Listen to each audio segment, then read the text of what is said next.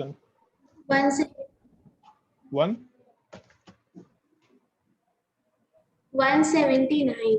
179 question number 179 में which base is strong enough to convert, इसको इसमें कन्वर्ट करना चाह रहे हैं so that the goes reaction to completion. हाँ ठीक है, जैसे ऐसा पूछा है कि कौन सा बेस स्ट्रॉन्ग एनफ है इस पार्टिकुलर कंपाउंड को कन्वर्ट करने के लिए इनटू उससे कंजुगेट बेस। तो तुम लोग को हम एक छोटा सा लेक्चर बना के भेजे थे आधे घंटे का, वो देखी थे क्या? आधे घंटे भी नहीं, शायद 20 मिनट का लेक्चर था, देखी थे क्या वो? No feasibility of reaction. Sir. देख लो, ग्रुप में एक लेक्चर डाले हैं फिजिबिलिटी ऑफ रिएक्शन को, उसको एक बार देख लो, क्योंकि उसके बाद ही ये सवाल सॉल्व कर पाएंगे। आधे घंटे का लेक्चर है, बहुत ही बेसिक लेक्चर है, देख लो उसको एक बार। अच्छा तुम ग्रुप में है भी नहीं शायद से, हम तुमको जब भी नाम में ऐड, तुमको क्या बोलते हैं उसको, कमेंट करना चाहते हैं तुमको, तो तुम्हारा नाम नहीं दिखता है, हम तुमको ग्रुप में ऐड कर देते हैं और वो लेक्चर को देख लेना, हम तुमको लिंक अलग से ही भेज देंगे, फिर सवाल आसानी से बन जाएगा। इसको फिजिबिलिटी ऑफ रिएक्शन का बेसिक टॉपिक बोलते हैं। 179 के अलावा और कोई डाउट? 183 एक मिनट रुक जाओ। 180 फिजिबिलिटी ऑफ रिएक्शन, एक मिनट हम उसको लिंक दे देते हैं वरना हम भूल जाएंगे। कॉपी लिंक तुम्हारे ग्रुप में भी डाल देते हैं।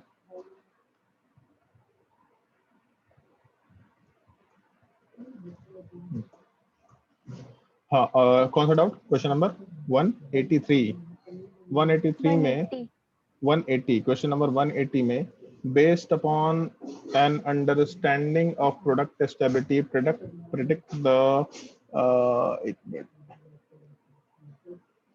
अरे यार एक मिनट रुको।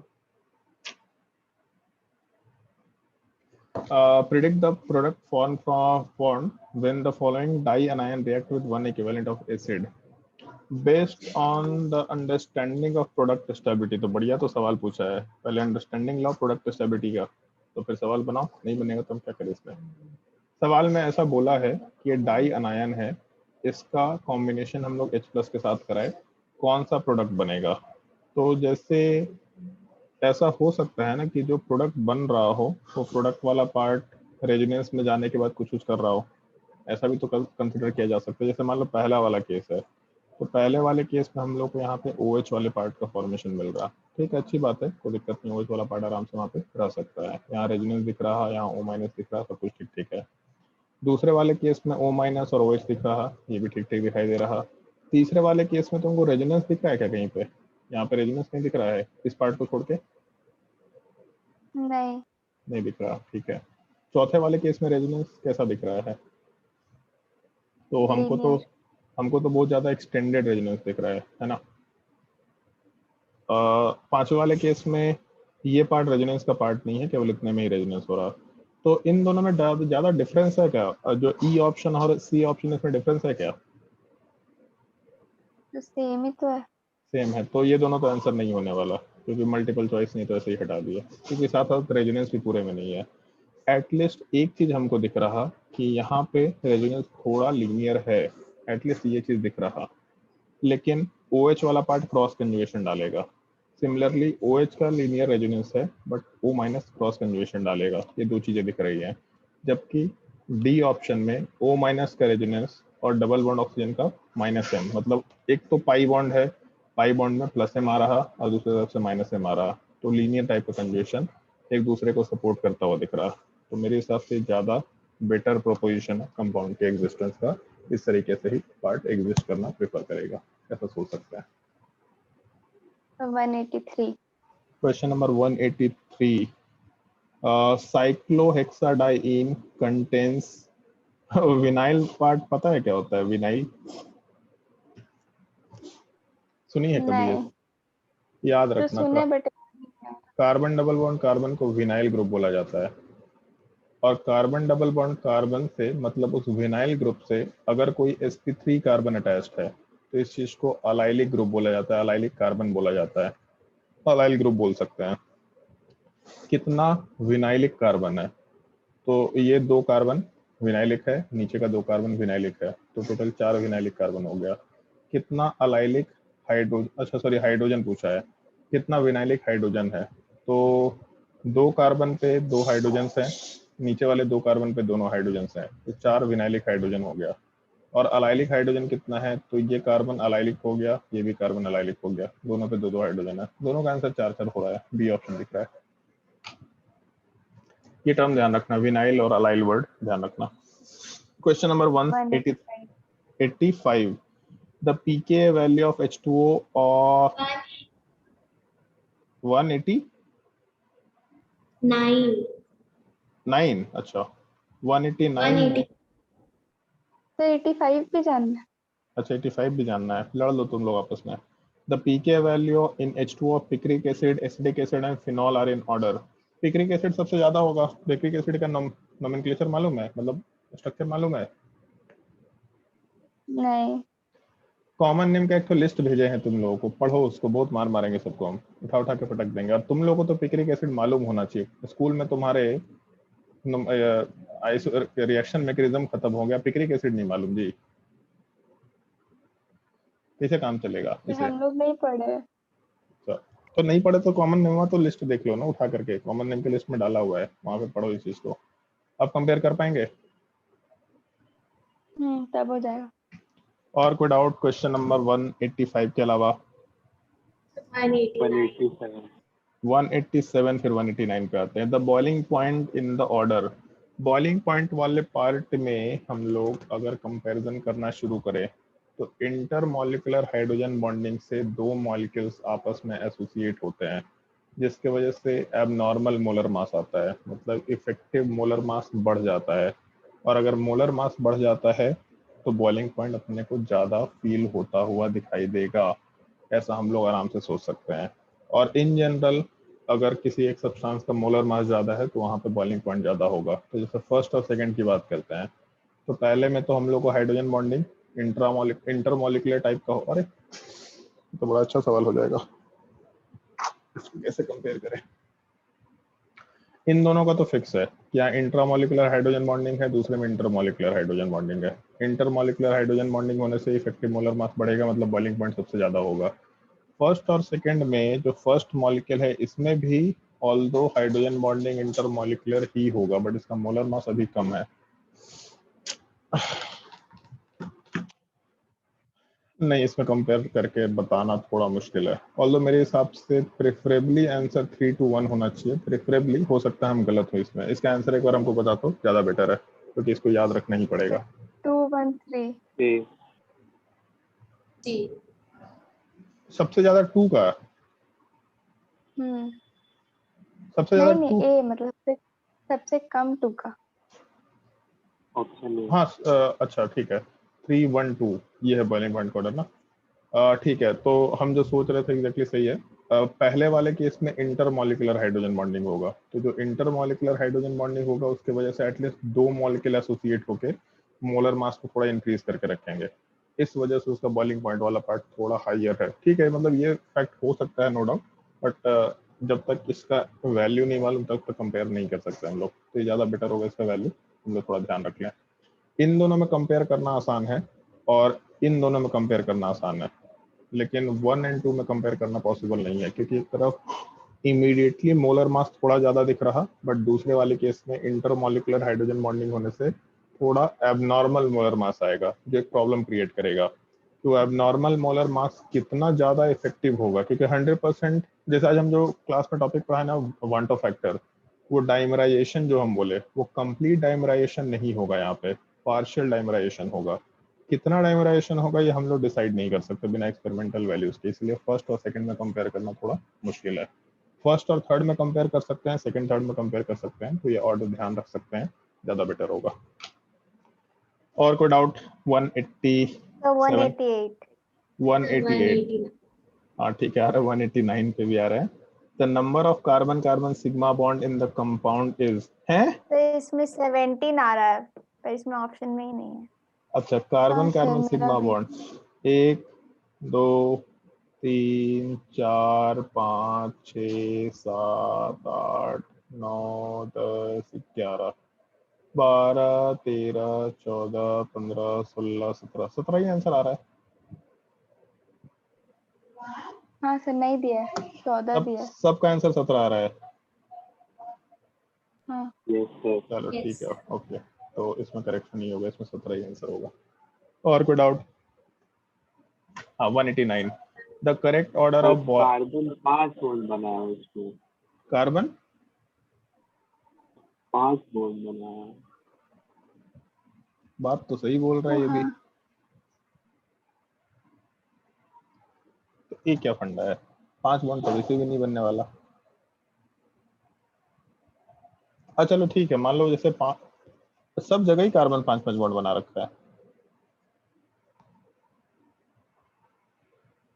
ठीक है। मे भी हो सकता है कि ये पाई बॉन्ड ना हो, मे भी हो सकता है।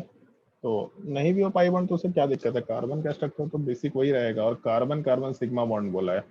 पाई बॉन्ड नहीं रहेगा तो सिग्मा बॉन्ड तो एटलीस्ट ठीक है। इस मॉलिक्यूल में कुछ गड़बड़ी है, हो सकता है थोड़ा कुछ अलग मॉलिक्यूल देने की कोशिश कर रहे थे।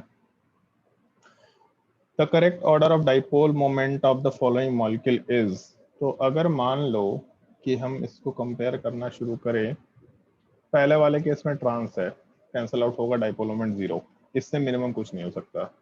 दूसरे वाले केस में ये पार्ट कैंसिल आउट हो रहा है, मतलब थर्ड वाले केस में, बट इसमें फ्लोरीन अपने तरफ खींच रहा, दूसरी तरफ क्लोरीन अपने तरफ खींच रहा। दोनों एक दूसरे को ना कंप्लीटली कैंसिल आउट कर पाएगा, बट अपोज करने की कोशिश करेगा। इसका डाइपोल मोमेंट का वैल्यू कम होना चाहिए।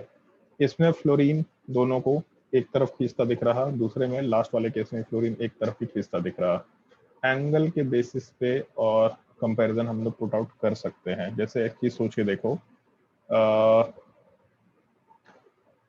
यहाँ पे अगर हम लोग कंपैरिजन करते हैं मान लो, तो इस कंपैरिजन वाले पार्ट में हम लोग का जो एंगल होगा, जो इसको एक्सटेंड करने पे आएगा, वो एंगल कितने का निकल के आना चाहिए? श्रुति ये बताओ। इस सवाल को हम थोड़ा 60. बड़ा डायग्राम में बनाते हैं। जैसे हम लोगों का, हमको मालूम है कि हम लोगों का जो सारा का सारा बॉन्ड एंगल है 120 होना चाहिए। एक तरफ फ्लोरीन है, एक तरफ फ्लोरीन है, और हम लोग वेक्टर एडिशन कर रहे हैं बेसिकली इस तरीके से। तो जो वेक्टर है उसका एडिशन में ये करते थे ना हम लोग, टेल को मैच कराते थे। तो ये एंगल कितने का आएगा? 60. और लास्ट वाले क्वेश्चन में ऐसा ऑप्शन है, फ्लोरीन और इधर भी फ्लोरीन, इसके बीच का एंगल 120 है। तो ज्यादा इफेक्टिव डाइपोल किस में निकल के आएगा? सोच पाएंगे?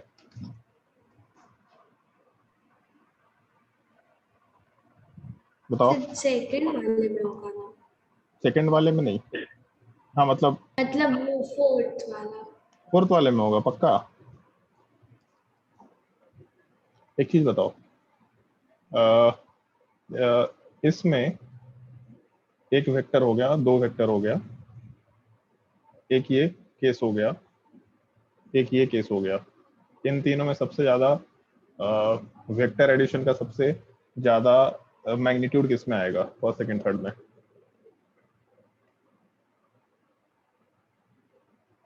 मान लो दो वेक्टर दे रखा, दोनों को वेक्टर सम करना, दोनों इक्वल वेक्टर है, एक म्यू है दूसरा भी म्यू है, तो सबसे फर्स्ट में, फर्स्ट में एडिशन सबसे ज्यादा होगा। फिर उसके बाद उसके बाद 2 और फिर 3। क्योंकि एंगल के हिसाब से कंपेयर करते हैं हम लोग, mu is equal to mu resultant is equal to root under mu one square mu two square plus 2 mu one mu two cos theta, ऐसा बोलते हैं। और इसको जब हम लोग थोड़ा सिंप्लीफाई करने की कोशिश करते हैं तो हम लोग का एक्सप्रेशन बेसिकली ऐसा आता है, अगर सेम वेक्टर है तो उस केस में आराम से हम लोग का value 2 mu cos theta by 2 आता है। जितना थीटा का वैल्यू बढ़ेगा हम लोगों का वेक्टर का जो एडिशन प्रोडक्ट है वो उतना ही घटता चला जाएगा। कंपेयर कर पाएंगे उससे? Yes sir. और कोई डाउट? क्वेश्चन नंबर 189 के अलावा लास्ट क्वेश्चन। 190, अच्छा लास्ट क्वेश्चन है। Curve arrow are used in the organic chemistry to show the movement of electron in the mechanism of reaction. ये तुम लोग को मैंने रेजोनेंस में बोला था कि एरो बनाना सीखो, क्योंकि यही रिएक्शन मैकेनिज्म का सबसे बेसिक शुरुआत होता है। एरो ढंग से बनाना आना चाहिए। अगर वो चीज समझ में आ गया कि रेजोनेंस में एरो यहाँ से यहीं क्यों जा रहा, तो आधा रिएक्शन मैकेनिज्म खत्म हो गया वहां पे। The correct product of the following reaction is, the correct product of the following reaction is, ठीक तो दिख रहा है, सिंपल सा सवाल है। तुमको बस एरो के हिसाब से चीजें सोचनी है कि एरो अगर यहाँ से यहाँ जा रहा तो क्या होगा, बस ये सोचना है और ज्यादा दिमाग नहीं लगाना है। तो जैसे इसमें एक चीज हमको थोड़ा मिसिंग दिख रहा है,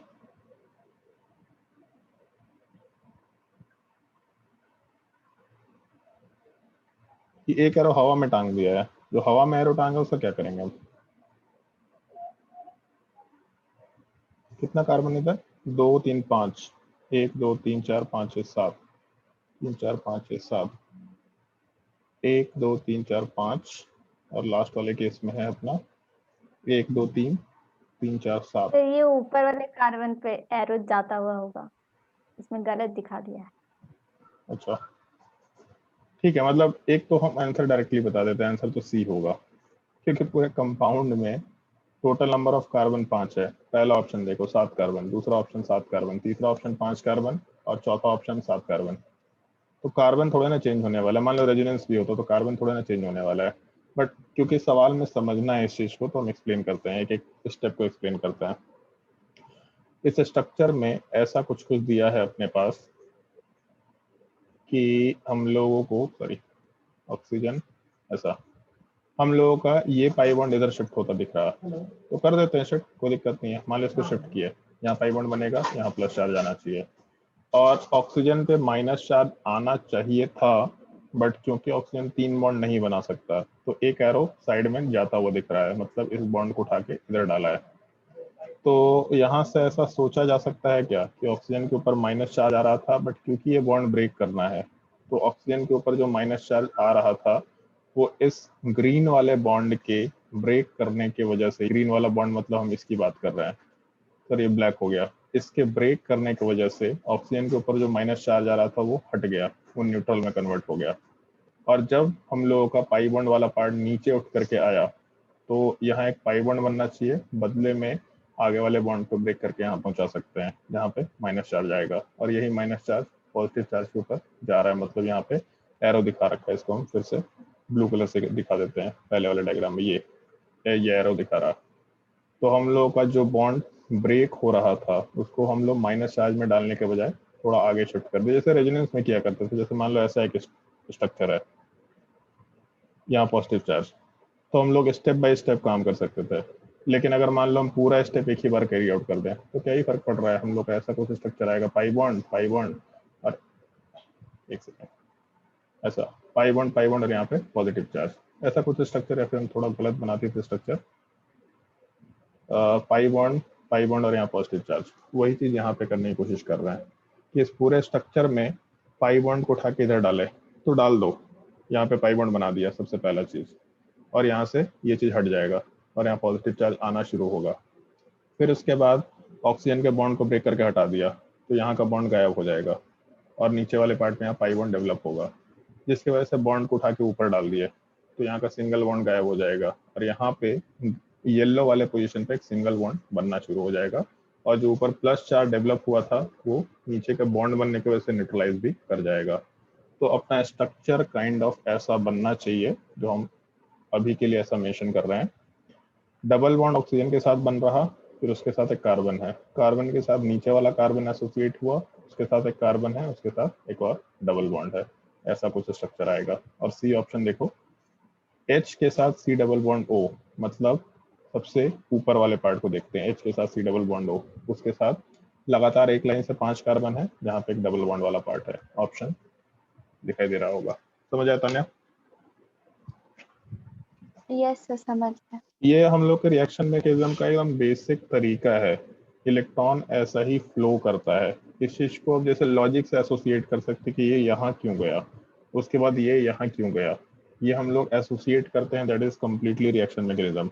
अदरवाइज हम लोग बस ऊपर ऊपर बस एरो यहाँ गया तो ये होगा, हम लोग उल्टा बोलते हैं, यहाँ पे एरो जाना चाहिए जिसकी वजह से फिर ये होगा, फिर उसके वजह से ये होगा।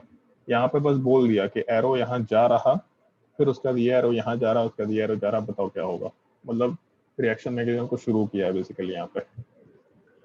जीओसी में और तो कुछ क्वेश्चन बचा नहीं, और कोई डाउट है तो पूछ लो जीओसी में, और अगर जीओसी में डाउट नहीं है तो हम लोग आइसोमरिज्म का भी डाउट आज निपटा दे क्या? कितना क्वेश्चन हो रखा है आइसोमरिज्म में? तो वो भी खत्म ही हो गया। ऐसा खत्म ही हो गया, तो चलो खत्म ही कर देते हैं, बोलते जाओ आइसोमरिज्म में अगर कोई डाउट है तो। 177। 177, Which of the following pair of compound are functional isomer? But ये कैसा सवाल है? सेकंड ऑप्शन, पहला ऑप्शन, दोनों ही दिख रहा है हमको तो। वही पहले तो। पहले वाले केस में अल्कोहल है और दूसरा ईथर है, तो ये दोनों फंक्शनल ग्रुप आइसोमर होगा। एल्डिहाइड और कीटोन है, फंक्शनल ग्रुप आइसोमर होगा। तीसरे वाले केस में फंक्शनल ग्रुप के लिए तो कार्बन भी सेम होना चाहिए ना, कार्बन थोड़ी सेम है। एक मिनट रुक जाओ, देखने दो, कहीं गलती कर दिया क्या। ओहो सॉरी सॉरी, पहले वाले केस में 4 कार्बन है, दूसरे वाले केस में 3 कार्बन है। अरे मॉलिक्यूलर फार्मूला सेम होना चाहिए ना जी आइसोमर के लिए, आइसोमर ही नहीं होगा। तो तब ठीक है। ये हम बाय डिफॉल्ट मान के चल रहे हैं कि तुम लोग ये चीज तो चेक करके आओ, हम उस चीज को कंपेयर नहीं कर रहे हैं। और ठीक है, ऑल्दो हमको करना चाहिए कंपेयर, बट स्टिल इसमें दिक्कत नहीं होना चाहिए। अदरवाइज फिर सी ऑप्शन में आंसर होगा, डी ऑप्शन तो सेम दिख रहा है। क्वेश्चन नंबर 177 के अलावा और कोई doubt? 192 182 which one of the following compound has one of the stereoisomer as a meso compound? किसमें एक कंपाउंड मीजो होगा? B option. ये क्यों नहीं होगा? काहे कि मीजो कंपाउंड में ऐसा बोला जाता है कि पहला कंडीशन कायरल सेंटर होना चाहिए, अगर कायरल सेंटर नहीं है तो मीजो कंपाउंड नहीं है। ऐसा सुनिए कभी? हाँ। तो कायरल सेंटर है यहाँ पे? नहीं है। कंपाउंड में कायरल सेंटर है या नहीं है? नहीं, कायरल सेंटर नहीं है। तो मीजो कंपाउंड नहीं हो सकता। 185। साहिल तुम क्या पूछा था? 92। 192। अच्छा 192 किया था। 185 which of the following molecule has an axis of symmetry and coaxial plane of symmetry? coaxial plane of symmetry word से क्या समझ में आ रहा है? COS, वो एक सेंटर से उसके दोनों ऑपोजिट साइड पे प्लेन ऑफ दो सिमेट्री, प्लेन ऑफ सिमेट्री होगा। प्लेन ऑफ सिमेट्री होना चाहिए और कोएक्सियल, उसी मॉलिक्यूल के एक्सिस के अलोंग प्लेन होना चाहिए, तो उसको हम लोग कोएक्सियल प्लेन ऑफ सिमेट्री बोल सकते हैं। तो ऐसे नॉर्मली तब होगा जब हम लोग जैसे मान लो पहला वाला केस है, तो पहला वाला केस जो मॉलिक्यूल प्लानर है, प्लेन ऑफ सिमेट्री है, यहाँ वाले पार्ट में हम लोग आराम से कोएक्सियल प्लेन वाले पार्ट के लिए सोच सकते हैं कि उस मॉलिक्यूल के एक्सिस के रिस्पेक्ट में अगर हम बात करें, वहीं पे हम लोग का प्लेन ऑफ सिमेट्री मिल रहा है ये पार्ट। तो मॉलिक्यूल का एक्सिस वहीं से है जहाँ के अलोंग हम लोग एक्सिस ऑफ सिमेट्री निकाल सकते हैं, एंड वही प्लेन ऑफ सिमेट्री। अब जैसे एक्सिस ऑफ सिमेट्री है, तो इस मॉलिक्यूल के अलोंग अगर हम लोग मॉलिक्यूल को रोटेट करते हैं 180 डिग्री, वैसा फ्लिप करते हैं, तो सेम मॉलिक्यूल आ गया। मतलब ये axis is axis of symmetry, और इसी एक्सिस पे हम लोग का प्लेन ऑफ सिमेट्री होना चाहिए। कोएक्सियल मतलब वही जो एक्सिस ऑफ सिमेट्री था, वही पॉइंट के अलोंग प्लेन ऑफ सिमेट्री होना चाहिए। तो हाँ यहाँ पे है। दूसरे वाले केस में यहाँ पे मॉलिक्यूल को रोटेट कराए, तो axis of symmetry 180 degree rotation पे ये अपना प्लेन ऑफ सिमेट्री भी निकल के आ सकता है। थर्ड वाले केस में वही चीज़ यहाँ पे दिख रहा, इसको अगर हम लोग 180 डिग्री रोटेट करें तो सेम हम लोग का एक्सिस है, वही अपना प्लेन ऑफ सिमेट्री भी निकल के आ सकता है, तो ये भी ऑप्शन होगा। फोर्थ वाले केस में एक्सिस ऑफ सिमेट्री यहाँ के अलॉन्ग दिख रहा है हमको, आराम से यहाँ से मॉलिक्यूल को ऐसा रोटेट कर सकते हैं 180 डिग्री, और यही अपना प्लेन ऑफ सिमेट्री भी बनाया जा सकता है। तो एक्सिस ऑफ सिमेट्री के अलोंग ही या उसी एक्सिस के अलोंग ही अपना प्लेन ऑफ सिमेट्री है, तो कोई axial plane of symmetry word associate कर सकता है। ये आंसर होना चाहिए। क्वेश्चन नंबर 185 के बाद और कोई डाउट? 189। क्वेश्चन नंबर 189, उधर भी ये 189 पूछ रही थी ना शायद, बार बार 189 189 189।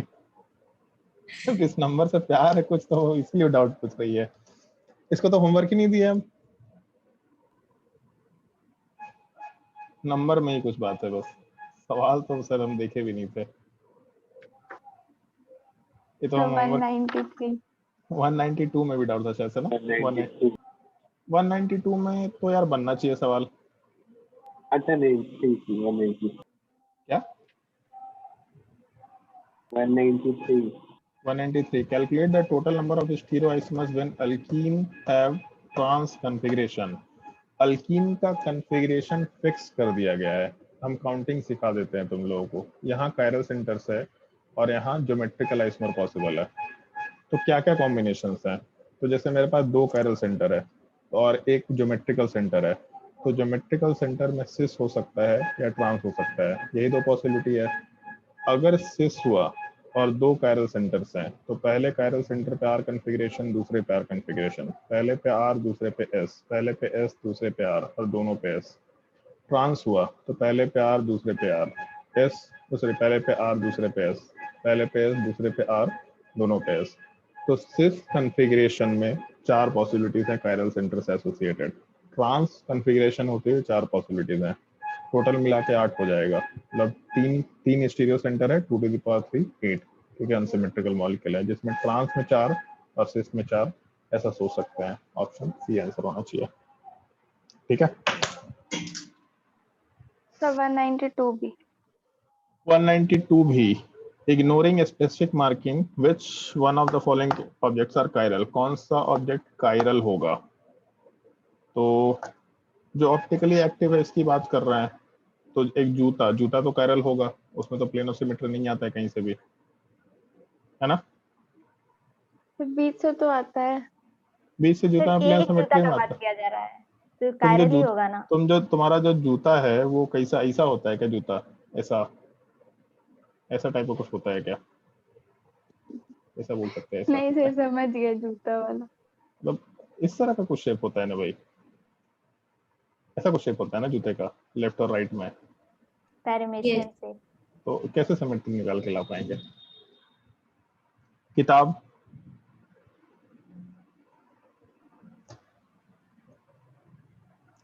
इसमें तो है सिमेट्री। इग्नोरिंग स्पेसिफिक मार्किंग, तो इसमें सिमेट्री होगा क्या किताब में? हाँ किताब में तो होगा। पक्का? हाँ सिर्फ उसको खुला बीच से किताब काट हो और देना। बीच से हो तब। खुला किताब और बीच से हो तब? अच्छा, बंद को भी तो बीच से काट सकते हैं। हाँ बंद को भी बीच से काट सकते हो वैसे तो। हाँ सर। तो कायरल तो नहीं होना चाहिए।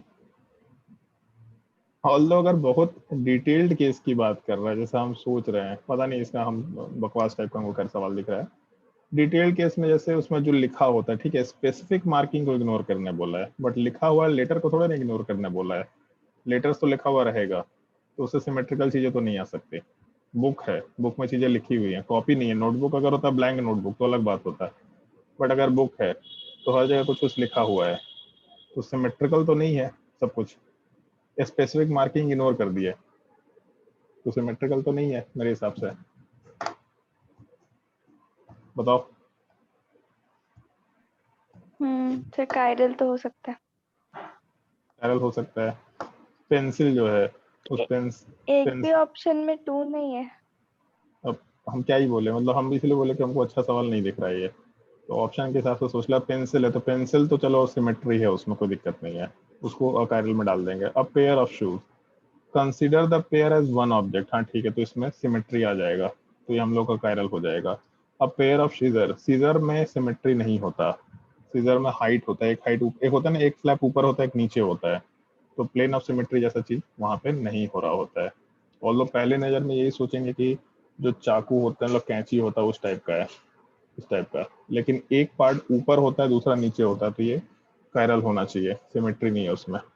तो फिफ्थ भी आंसर होना चाहिए, 1 होगा, फिफ्थ भी होगा, 3 और 4 तो नहीं होना चाहिए। तो 1 एंड 5, 1 ओनली छोड़ सकते हैं। 1 फिफ्थ ऑप्शन दिख रहा है, सेकंड ऑप्शन नहीं होगा, बुक को इग्नोर कर दिया गया। उतना डिटेल में नहीं गया क्योंकि उसके लेटर्स को भी काउंट करने के लिए बोला है। ठीक है। सर जीओसी का एक क्वेश्चन 173। जीओसी का एक क्वेश्चन 173 कहाँ गया भैया? 173 तुम लोग का जिंदगी ऑनलाइन में ही बीत गया ना, जो तुम लोग का तो सही में ऑनलाइन में बीत गया। The stability order of the following sir compound इसमें इज, मॉलिक्यूल का स्टेबिलिटी नहीं देखेंगे ना, कार्बोकैटायन का स्टेबिलिटी देखेंगे ना। हाँ तो एंटी एरोमेटिक हो तो क्या हो जाएगा? हाँ, कार्बोकैटायन का स्टेबिलिटी तो 4 में ज्यादा ही होगा। एंटी एरोमेटिक में सबसे कम ना हो जाएगा जी?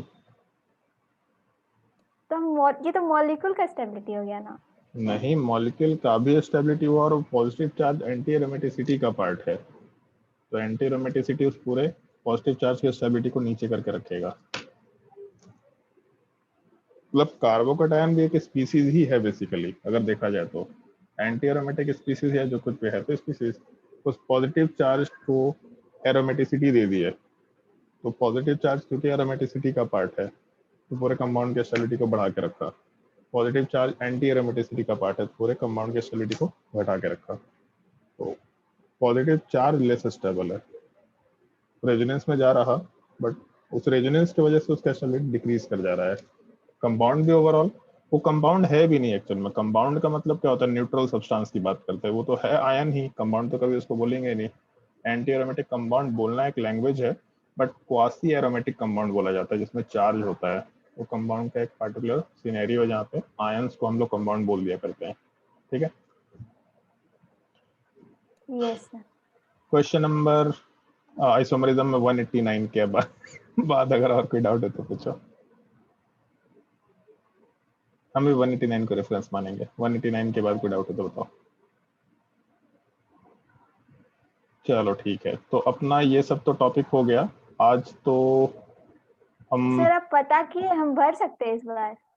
नहीं पता कर पाए। हम एक्चुअल में पटना आए हुए हैं, मेरे पापा का कुछ ऑपरेशन था, इसलिए हम पिछले फ्राइडे को ही निकल गए थे वहाँ से, तो सॉरी थर्सडे को निकल गए थे, इसलिए मेरा डिस्कशन क्लास वगैरह सब कैंसिल हो गया था। तो हम कुछ नहीं किया अभी 2-3 दिन में। कल कर लेंगे, कल हम आराम से कर लेंगे उस चीज़ को। ऑल्दो मेरा उत्पल सर से डिस्कशन हुआ तो उसी दिन जिस दिन तुमने पूछा था ये चीज़, और बोले थे कि अपेयर तो किया जा सकता है, उसमें कोई बुराई नहीं है, बट मतलब क्यों रिस्क लेना है, बेसिकली हम पॉइंट ये पूछना चाह रहे हैं। केवीपीआई में अपेयर हो जाओ ना, केवीपीआई का एग्जाम दो, काहे रिस्क लेना चाह रही है फालतू का। सर एक बार मतलब एक फीलिंग आ जाएगा टेस्ट देने का।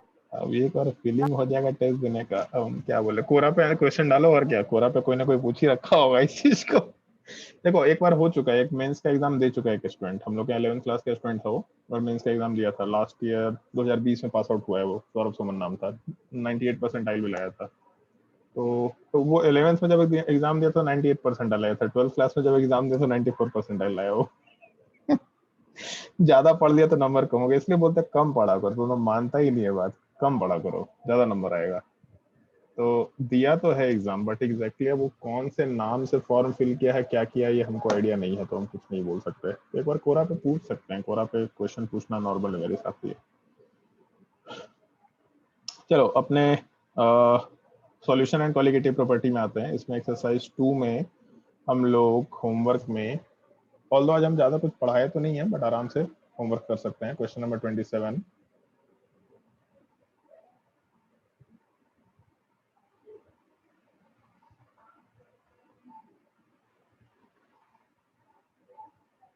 थर्टी,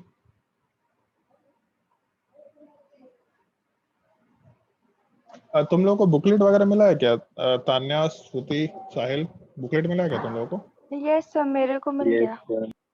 अच्छा मिल गया मेरे ना को तुम लोग नहीं, को?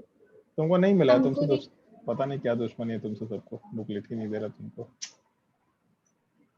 ठीक है, बाकी बुकलेट भी तुम लोगों को मिल जाएगा, और जो भी असाइनमेंट्स है वो सब प्रिंट आउट करके मिल जाएगा तुम लोगों को। तो कब मिलेगा हमको?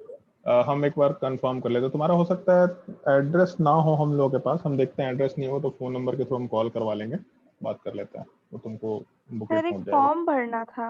हाँ वो ना इनरोलमेंट फॉर्म फिल करना था, तो ये नहीं भरी होगी, नालायक है ना एक नंबर की। वही। फॉर्म भरी है जी तुम, इनरोलमेंट फॉर्म? सर वो फॉर्म फिल हो ही नहीं रहा था, तो सर मेरे से मतलब सारा डिटेल्स मांग लिए थे, तो हम उनको भेज दिए थे। अच्छा, तो उनको एक बार मैसेज कर देना कि हमको बुकलेट नहीं मिला, बुकलेट मेरा हक है, उस हक के लिए हम लड़ाई करेंगे, ऐसा मैसेज कर देना यस। सर को। क्वेश्चन नंबर 33, 34, ये सब सवाल आज जितना पढ़ा है हम सॉल्यूशन में से बना सकते हैं, ये एक तरीके से तुम्हारा प्रैक्टिस का ही सवाल है। ऐसा नहीं कि उस सब सवाल में कुछ बहुत ज्यादा दम है, बहुत सिंपल सिंपल क्वेश्चन है, सिंपल सा फॉर्मूला, आसानी से सवाल बनेगा।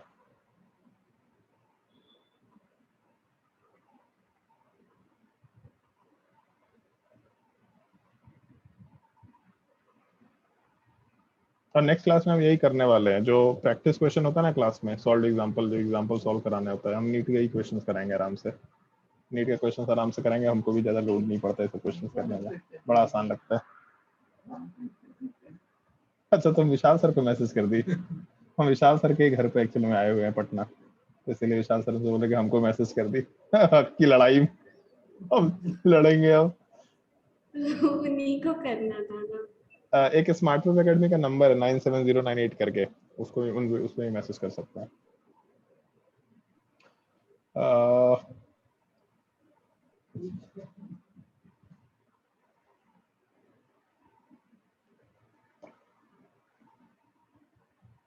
ठीक है, इतने सवाल सफिशिएंट, उतना ही सवाल सॉल्व करो, बाकी जब क्लास होगा तो उसके बाद कुछ और क्वेश्चन आसानी से सॉल्व कर पाएंगे। तो आज के लिए डिस्कशन क्लास यहीं पे समाप्त करते हैं। किसी को कुछ पूछना है तो आराम से पूछ सकते हैं, बाकी हम लोग नेक्स्ट क्लास में कंटिन्यू करेंगे।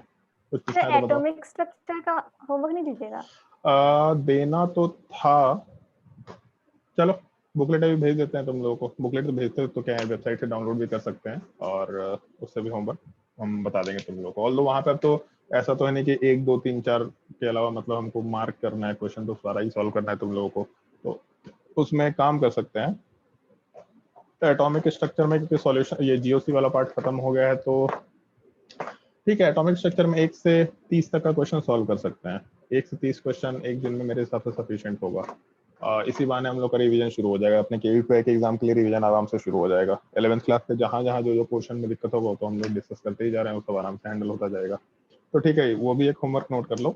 एटॉमिक स्ट्रक्चर का बुकलेट अगर तुम्हारे उसमें नहीं होगा तो 11th वालों का जो वो है नीट वाला जो असाइनमेंट है उसमें देखना, एटॉमिक स्ट्रक्चर का बुकलेट होगा, उसमें एक्सरसाइज 1 का क्वेश्चन नंबर 1 से लेके 30 तक का क्वेश्चन सॉल्व कर सकते हैं आराम से। एक दिन में 30 क्वेश्चन सफिशिएंट है। ट्राई करना कि अगर कल भी कर पाए तो ज़्यादा बेटर है, बट टाइम नहीं है तो कोई दिक्कत नहीं, 30 क्वेश्चन भी सफिशिएंट होगा क्योंकि हम लोग का रिवीजन आसानी से हो जाएगा, ज़्यादा क्वेश्चन के लिए उसमें। तो आज के लिए क्लास यहीं पे समाप्त करते हैं। कुछ पूछना है तो बताओ, नहीं पूछना है तो नेक्स्ट क्लास में कंटिन्यू करेंगे हम लोग। चलो ठीक है, आज के लिए टाटा बाय बाय सबको। Thank you sir. Thank you.